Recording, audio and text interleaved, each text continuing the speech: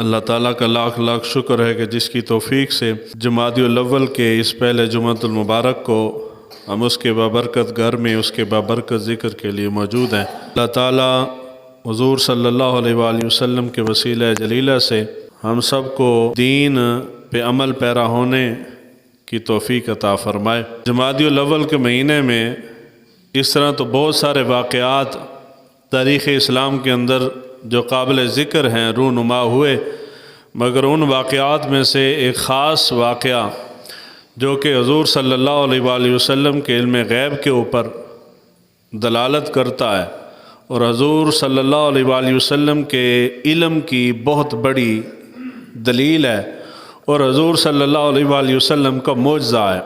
21 جمادی الاول 857 ہجری ترکی، اب اس کا علاقے کا نام ہے، اس ترکی کے اندر ایک شہر ہے جس کو استنبول کہتے ہیں۔ اس استنبول کا پرانا نام قسطنطنیہ تھا۔ تو قسطنطنیہ کی فتح کے متعلق حضور صلی اللہ علیہ وآلہ وسلم نے بشارت دی تھی۔ حضور کا فرمان ذیشان ہے قسطنطنیہ کے بارے میں۔ حضور نے ارشاد فرمایا کہ کیا ہی بہترین وہ کمانڈر ہوگا جو قسطنطنیہ کو فتح کرے گا، اور کیا ہی بہترین وہ فوج ہوگی جو اس شہر کو فتح کرے گی۔ اس وقت تک یہ علاقہ مسلمانوں کے قبضے میں نہیں تھا۔ حضور صلی اللہ علیہ وآلہ وسلم نے بشارت دی اور حضور صلی اللہ علیہ وآلہ وسلم کے بشارت دینے کے بعد یعنی 857 ہجری کے اندر جا کے یہ شہر فتح ہوا۔ عثمانی خلیفہ تھا سلطان محمد فاتح، اللہ تعالیٰ نے اس کو یہ شرف عطا فرمایا کہ اس کے ہاتھوں یہ قسطنطنیہ جو ہے یہ فتح ہوا۔ حضور صلی اللہ علیہ وآلہ وسلم کی دی ہوئی بشارت جو ہے وہ پوری ہوئی۔ اس کا مطلب یہ ہے یعنی کئی سو سال بعد واقعہ رونما ہو رہا ہے اور حضور صلی اللہ علیہ وآلہ وسلم نے کئی سو سال پہلے اس کے فتح ہونے کی بشارت عطا فرمائی تھی۔ تو ثابت یہ ہوتا ہے کہ اللہ تعالیٰ نے حضور صلی اللہ علیہ وآلہ وسلم کو علم غیب عطا فرمایا ہے، یعنی آنے والے وقت کے اندر کون کون سے واقعات رونما ہوں گے اللہ تعالیٰ کی عطا سے میرا نبی جانتا ہے۔ اللہ تعالیٰ نے حضور صلی اللہ علیہ وآلہ وسلم کو یہ شان اور عظمت عطا فرمائی ہے۔ تو یہ حضور صلی اللہ علیہ وآلہ وسلم کا حضور کی معجزانہ شان ہے کہ وہ جو کئی سو سال بعد واقعہ ہوا، حضور صلی اللہ علیہ وآلہ وسلم نے کئی سو سال پہلے اس کی خبر عطا فرمائی۔ تو ہماری گفتگو قسطنطنیہ کے بارے میں ہے، قسطنطنیہ کے بارے میں جانیں گے اور قسطنطنیہ کے ساتھ وہ جو مبارک خلیفہ تھا سلطان محمد فاتح، اس کے بارے میں ہم گفتگو کریں گے۔ قرآن مجید فرقان حمید کی سورہ بقرہ آیت نمبر 195 میں نے تلاوت کی۔ اللہ تعالیٰ نے ارشاد فرمایا وَأَنفِقُوا فِي سَبِيلِ اللَّهِ وَلَا تُلْقُوا بِأَيْدِيكُمْ إِلَى التَّهْلُكَةِ وَأَحْسِنُوا إِنَّ اللَّهَ يُحِبُّ الْمُحْسِنِينَ۔ اللہ تعالیٰ نے ارشاد فرمایا کہ اللہ کی راہ میں خرچ کرو اور اپنے آپ کو ہلاکت میں مت ڈالو اور نیکی کرو، بے شک اللہ تعالیٰ نیکی کرنے والے کو پسند فرماتا ہے۔ اس کے اندر جو لفظ ہے نا وَلَا تُلْقُوا بِأَيْدِيكُمْ إِلَى التَّهْلُكَةِ، اپنے آپ کو ہلاکت میں نہ ڈالو، وہ ہلاکت سے مراد کیا ہے؟ اس کی مختلف تشریحات، اس کے متعلق ایک روایت ہے ابو داؤد شریف کے اندر 2512 روایت کا نمبر ہے۔ حضرت اسلم بیان کرتے ہیں ہم مدینہ سے نکلے جہاد کے لیے روانہ ہوئے اور ہماری منزل قسطنطنیہ تھی، یعنی قسطنطنیہ اس وقت تک فتح نہیں ہوا تھا۔ قسطنطنیہ کے اوپر ایک مرتبہ نہیں بہت بار مسلمانوں نے اس پہ حملے کیے ہیں مگر یہ فتح نہیں ہو رہا تھا۔ بالآخر یہ شرف جو ہے یہ سلطان محمد فاتح کو ملا۔ صحابہ کے زمانہ میں بھی حضرت عثمان غنی کے زمانے میں حضرت امیر معاویہ کی کمان میں اس کے اوپر حملہ ہوا، روم کے اوپر۔ یہ روم کا حصہ تھا ترکی اس وقت، تو روم کے اوپر حملے کئی مرتبہ مسلمانوں نے کیے مگر کامیابی نہیں ملی۔ بالآخر سلطنت عثمانیہ، خلافت عثمانیہ کے اندر آ کے یہ شرف خلافت عثمانیہ کے خلیفہ کو ملا حضور کی بشارت کا مستحق بھی وہ ہوا۔ تو حضرت اسلم بیان کرتے ہیں کہ ہم جہاد کے لیے مدینہ سے نکلے اور ہماری منزل قسطنطنیہ تھی، اور ہمارے جو کمانڈر ان چیف تھے، لشکر کے جو امیر تھے، وہ حضرت خالد بن ولید رضی اللہ تعالیٰ عنہ، ان کے بیٹے عبد الرحمن تھے، وہ ہماری کمان کر رہے تھے۔ جب ہم قسطنطنیہ روم کے اندر داخل ہوئے تو رومیوں نے ہمارے سامنے صفیں باندھی۔ لڑائی شروع ہونے سے پہلے ایک شخص مسلمانوں کے لشکر سے نکلا اور وہ جذبے کے ساتھ لڑتا ہوا کفار کے لشکر کے اندر گھس گیا۔ مسلمانوں نے دیکھا تو مسلمانوں نے آپس میں باتیں کی کہ یہ بندہ اپنے آپ کو ہلاکت میں ڈال رہا ہے، اکیلا جو جذبے کے ساتھ ولولے کے ساتھ تلوار اٹھا کے تو دشمن کے لشکر میں گھس گیا ہے، وہ تو شہید کر دیں گے اس کو۔ تو حضرت اسلم کہتے ہیں کہ ہم نے باتیں کی کہ اس نے اپنے آپ کو ہلاکت میں ڈال دیا ہے۔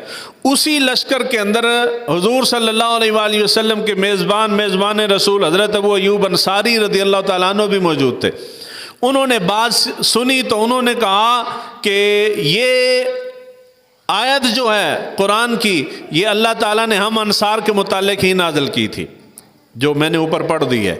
یہ آیت حضرت ابو ایوب انصاری نے تلاوت کی اور آپ نے فرمایا کہ یہ ہمارے متعلق نازل ہوئی تھی۔ واقعہ کیا تھا؟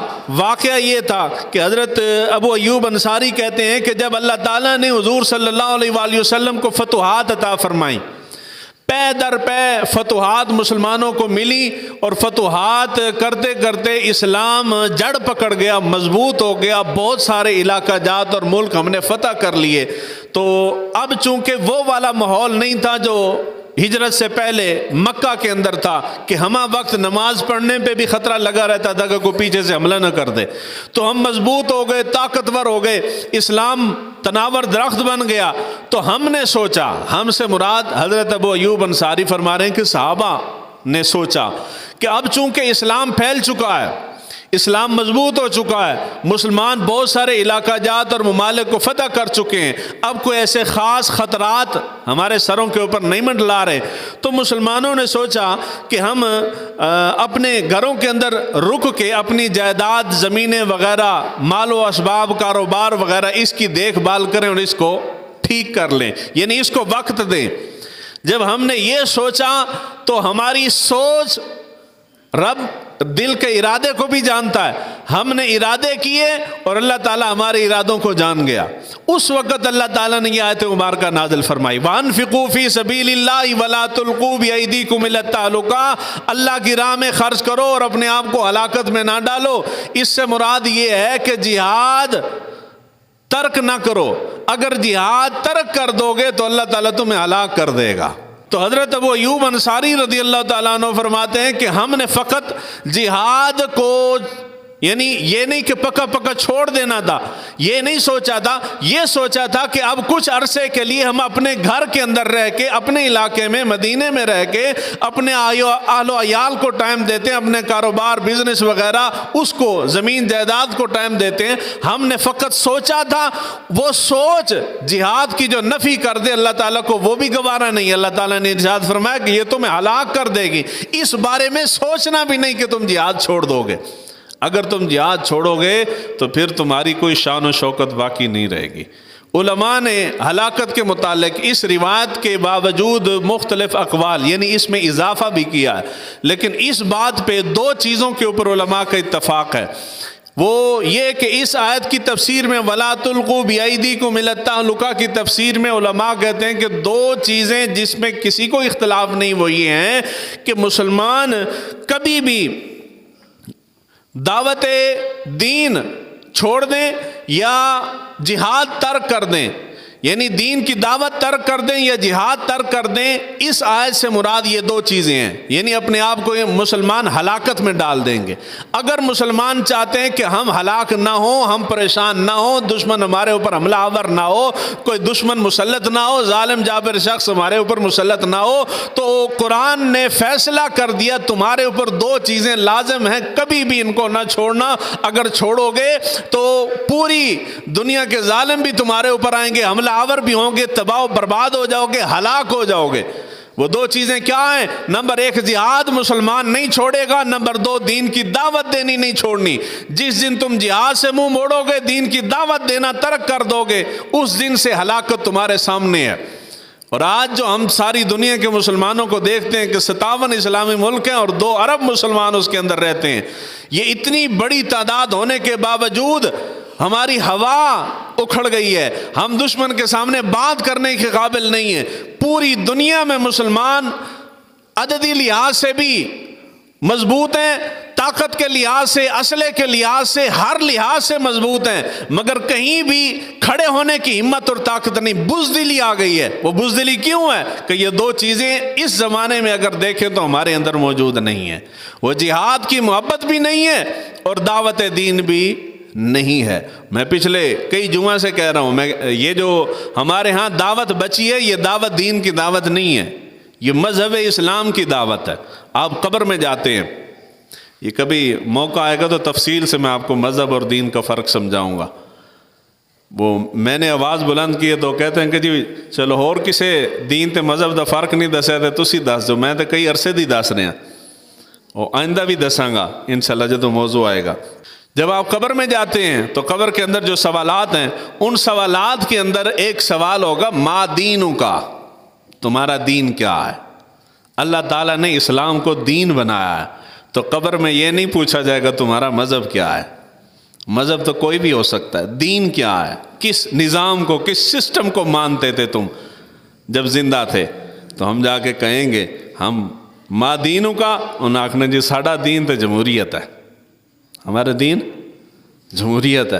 تو یہ وہ دین سے مراد مذہب کا تو سوال ہی نہیں ہو رہا، سوال تو سسٹم کا ہو رہا ہے، نظام کون سا مانتے ہو؟ تو اتنے جا کے آکھنا کہ ایسی جمہوریت کو مانتے ہیں۔ تو یہ دین اور مذہب مختلف چیزیں ہیں۔ تو جب اس زمانے میں جتنی بھی تبلیغ ہے وہ دین کی تبلیغ نہیں، وہ مذہب کی تبلیغ ہے۔ یہ مقصود نہیں ہے کہ آپ مسجد میں بیٹھ کے اللہ اللہ کریں، آپ خدا کو یاد کریں، آپ محافل کریں، آپ اجتماعات کریں، اپنی ایک دوسرے کی اصلاح کرتے رہیں، ایک دوسرے سے اختلاف کرتے رہیں، ایک دوسرے کو گالم گلوچ کرتے رہیں، آپس میں ایک دوسرے کے ساتھ دست و گریباں رہیں، ایک دوسرے کے ساتھ لڑتے رہیں، اس کا تو کوئی فائدہ ہی نہیں ہے۔ اسلام یہ چاہتا ہے کہ آپ جہاد کریں اور جہاد کے ساتھ ساتھ جہاد میں بھی اصل مقصد تمہارا دعوت دین ہو۔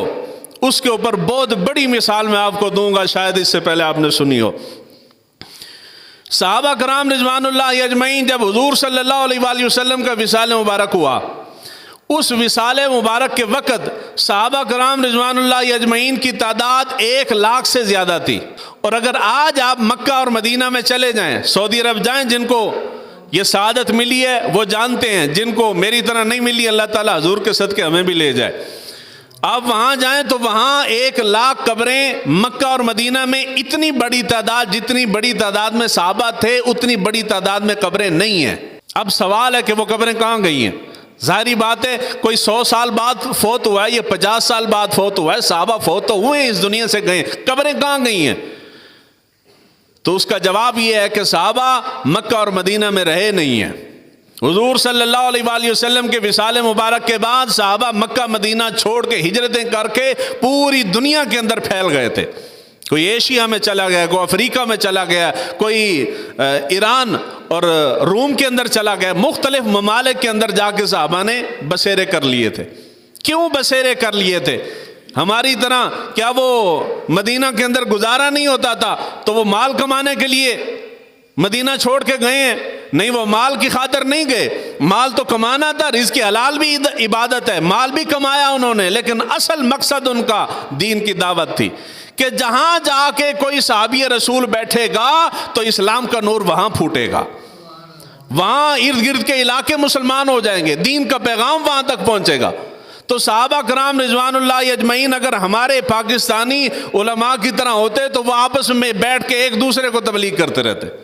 ساری مذہبی تنظیمیں ساریاں جڑیاں تبلیغ کرنے والی ہیں، کنوں تبلیغ کر رہے ہو؟ جو مسلمانوں کی مسجد میں جا کے مسلمانوں کو تبلیغ کرتے، انہی کو دوبارہ از سر نو پھر مسلمان کر رہے ہیں۔ ایک تنظیم آئے گی وہ اپنے مطابق آپ کو مسلمان کرے گی، دوسری آ کے پھر وہ از سر نو آپ کو دوبارہ اپنے مطابق مسلمان کر دے گی، پھر تیسری آئے گی وہ آپ کو کہے گی نہیں یہ دوئے خراب نے، میں تو اپنے طریقے نہ مسلمان، بس یہی کر رہے ہیں۔ صحابہ نے یہ کام نہیں کیے، اختلافات ہونے کے باوجود صحابہ کرام رضوان اللہ اجمعین کی زندگی کا مقصد دین کی دعوت دی۔ صحابہ کرام حضور کے وصال مبارک کے بعد کسی نے بھی، اکثریت صحابہ کی مدینہ چھوڑ گئی تھی، مکہ سے صحابہ ہجرت کر گئے تھے۔ اب مکہ مدینہ سے زیادہ بڑھ کے مبارک زمین اس روئے زمین پہ کون سی ہے؟ کوئی نہیں ہو سکتی، جہاں ہر شے کا ثواب زیادہ ہے، جہاں تبرکات زیادہ ہیں، جہاں کی فضیلت زیادہ ہے پوری روئے زمین کی بنسبت۔ اس کے باوجود، یہ ساری شرف فضیلتیں ہونے کے باوجود صحابہ کا مقصد دین کی دعوت تھا۔ وہ ان ڈھکوسلوں پہ یقین نہیں کرتے تھے، نہیں جی میرے پیر صاحب کا شہر ہے تو میں نہیں چھوڑوں گا، بیٹھا رہو، میرے استاد کو نسبت ہے تو میں نہیں چھوڑوں گا، میں بیٹھا ہوں جی، فلانی شے کی نسبت کی وجہ سے میں بیٹھا ہوں جی۔ صحابہ نسبت کرتے ہیں، ہمیں حضور سے نسبت ہے، مدینے سے بڑھ کے شہر ہی نہیں ہو سکتا۔ صحابہ ہجرتیں نہ کرتے، صحابہ چھوڑ گئے تھے، بڑے بڑے جلیل القدر صحابہ ہیں، حضور کے وصال مبارک کے بعد کئی شام چلے گئے تھے، کوئی عراق میں جا کے سیٹل ہوا۔ یہ اتنے بڑے بڑی فاصلے طے کر کے دور دراز علاقوں میں کیوں جا رہے ہو؟ اسلام کی دعوت دینے کے لیے۔ اور یہاں پاکستانی مسلمان جائے، وہاں سے واپس آتے زاروں قطار رو رہا ہے اور ویڈیو بنا بنا کے نیٹ کے اوپر چاڑی ہوئی ہے جو ہمیں وہ ہجر اور فراق برداشت نہیں ہوتا۔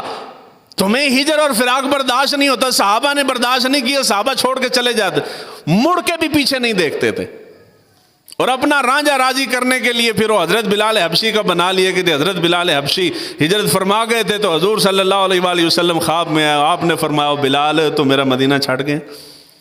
حضور کوئی نہیں آئے خواب میں، حضور خواب اچ وہ آنکھوں تو صحیح نا، حضور خواب اچ، یہ جھوٹ بکواس ہے صرف سرے سے کہ وہ چھوڑ کے تو صحابہ گئے ہیں، مگر حضور صلی اللہ علیہ وآلہ وسلم کا اس طرح آپ کو واپس بلانا اور آپ کا واپس آنا اور آ کے حضرت امام حسن و حسین کا آپ کو کہنا کہ جی وہ جو ہمارے نانا کے زمانے میں آپ اذان دیتے تھے تو آج نانا کی یاد تازہ کر دیں تو اذان دیں، اور ان کا بار بار انکار کرنا اور آپ کا بار بار اصرار کرنا، پھر آپ کا کھڑے ہو کے اذان دینا، پھر آپ نے اذان دی اور اذان کی وجہ سے پھر وہ اہل مدینہ کہتے ہیں کہ حضور کے وصال مبارک کے بعد اتنا کوہرام ہم نے اپنی زندگی میں نہیں دیکھا جتنا کوہرام اس دن بلال کی اذان کی وجہ سے ہوا کہ بلال نے اذان دی، پورے مدینے میں آہوں اور سسکیوں کی آوازیں تھیں۔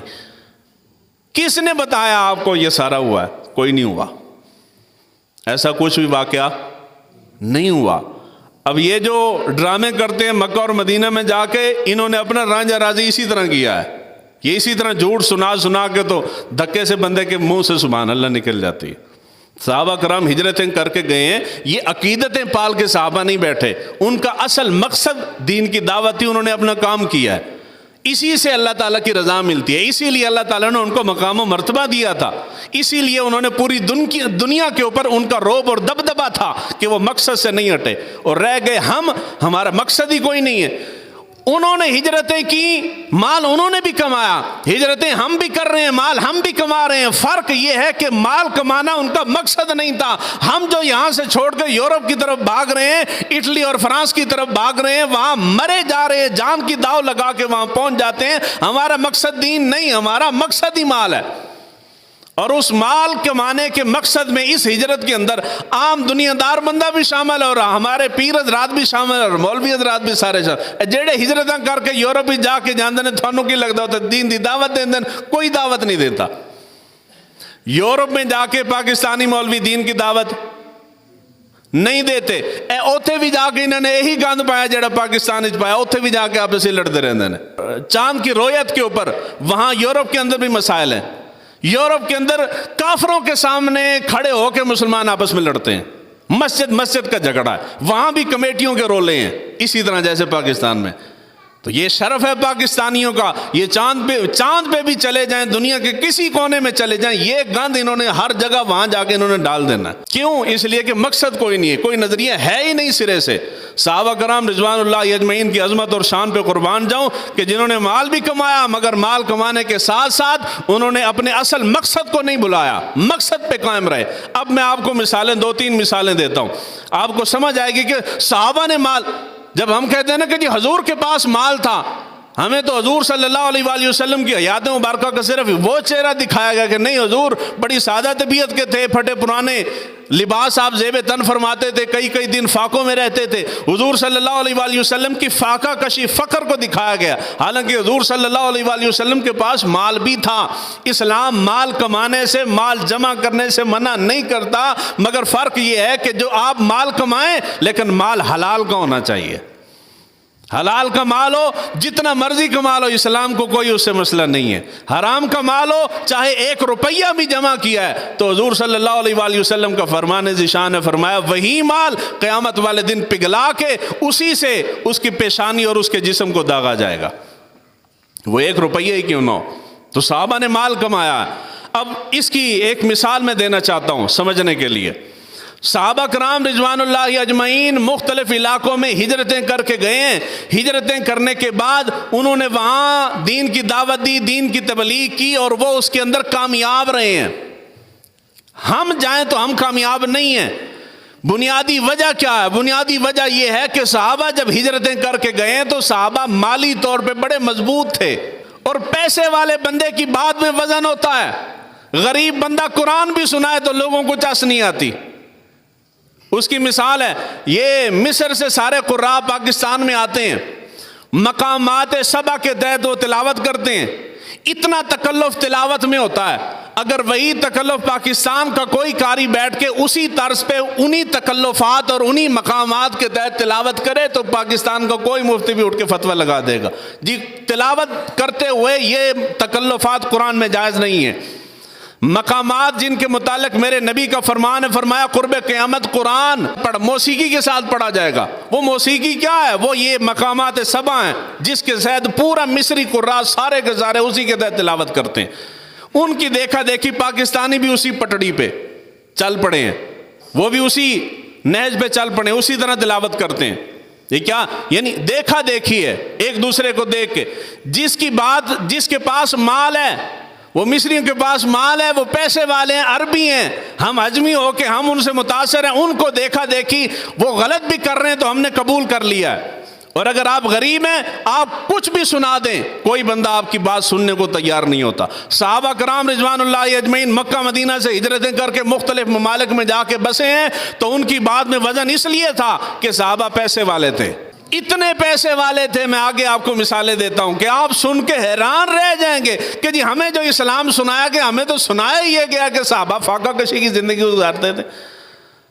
اب اگر مبلغ مالی طور پہ مستحکم ہے تو وہ کسی کا دباؤ برداشت نہیں کرے گا، کسی کا احسان سر پہ رکھ کے گفتگو نہیں کرے گا، اور کسی کا چمچہ نہیں بنے گا۔ اور اگر مولوی صاحب نے نمازیوں کے 200 روپے سے تنخواہ پوری کرنی ہے تو وہ نمازیوں کی مرضی کے خلاف ایک جملہ بھی نہیں بولیں گے۔ انجی نہیں گل اے جی میں جو تھوڑے کول تنخواہ لیندہ ہوں، میں سارے کول تنخواہ مسجد جمع ہوئے تھوڑے سارے کول 200 روپے، اے تے اللہ دا شکر ہے پورے سوٹی کول جمع نہیں ہوندی، لیکن مثال سمجھانے واسطے دے رہے ہیں۔ اگر آپ سب سے 200 روپے لے کے تو ہماری تنخواہیں دی جائیں ہمیں، تو میں آپ کی مرضی کے خلاف کبھی بات کروں گا؟ نہیں کروں گا نا جی۔ میں نے پتا ہے کہ کسے نو بھی میری گل بری لگ گئی، انہیں آکھنا میں 200 کو نہیں دینا، جاؤ آ جا کے یہی کر سکتا ہے وہ۔ تو جو مالی طور پہ مضبوط ہیں انہوں فرق کوئی نہیں پڑنا، انہوں نے جا خسمہ نکھا نہیں دینا تو نہ دیں، میری طرف سے سارے نہ دو تب بھی مجھے کوئی فرق نہیں پڑنا، مگر بعد میں حق کی کروں گا۔ مبلغ اگر مالی طور پہ مستحکم ہوگا تو وہ دین کی تبلیغ کر سکتا ہے، اور اگر مستحکم نہیں ہوگا تو پھر وہ پاکستانی مولویوں کی طرح بنے گا۔ جب اگر کوئی طاقتور بندہ مولویوں کو بلائے، کل مسلک کے علماء کسی مسئلے پہ جمع نہیں ہوتے، لیکن طاقتور کو ڈنڈے والا بلا لے تو گردنیں جھکا کے اس کے قرآن مجید کی غلط تشریحات بھی سناتے ہیں۔ تو جی آنکھوں کہ دین دے نا دے جمع ہو جاؤ تو نہیں جمع ہوندے، اس پہ لڑ پڑتے ہیں۔ اب مسجد کے اندر کھڑا ہو کے مولوی صاحب دین کی بات کیوں نہیں کر رہے، کیوں نہیں کر سکتے، حق کیوں نہیں بیان کر سکتے؟ اس کی وجہ یہ ہے کہ وہ مالی طور پہ مستحکم نہیں ہیں، کمزور ہیں، وہ لوگوں سے تنخواہ لیتے ہیں، وہ ان کی مرضی کے خلاف بات نہیں کر سکتے۔ صحابہ کرتے تھے، وہ حق پہ ڈٹ جاتے تھے، اس لیے ڈٹ جاتے تھے کہ انہیں کسی سے لینا دینا کچھ نہیں تھا، کوئی پرواہ نہیں، کوئی مفاد نہیں تھا، غرض کوئی نہیں تھی۔ اس لیے صحابہ نے تبلیغ کی ہے۔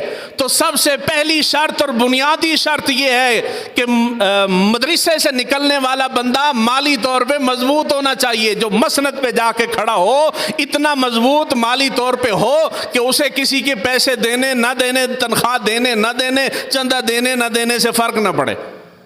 یہی سوچ ہے۔ ہم کہتے ہیں کہ ہمارے پاس کوئی بچہ حفظ کر کے بھی جائے تو ہم اسے مسجد کی انتظامیہ کو محتاج کر کے نہ بھیجیں، ہم اس کو سکل دے کے بھیجیں، کوئی نہ کوئی ہنر دے کے بھیجیں کہ وہ اپنا ہنر کرے، اپنا کام، اپنا روزگار کمائے، پیسہ کمائے، وہ انتظامیہ کے 200 روپے نہ دیکھے، وہ 200 روپے کی خاطر دین نہ بیچے۔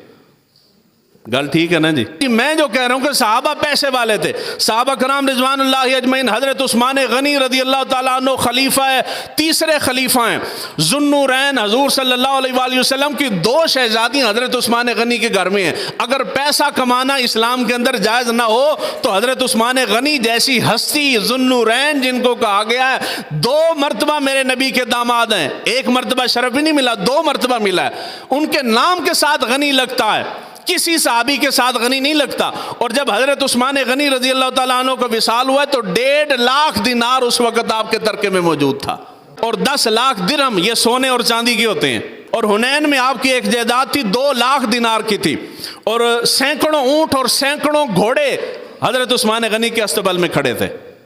اتنا پیسے والا خلیفہ مسلمانوں کا تھا۔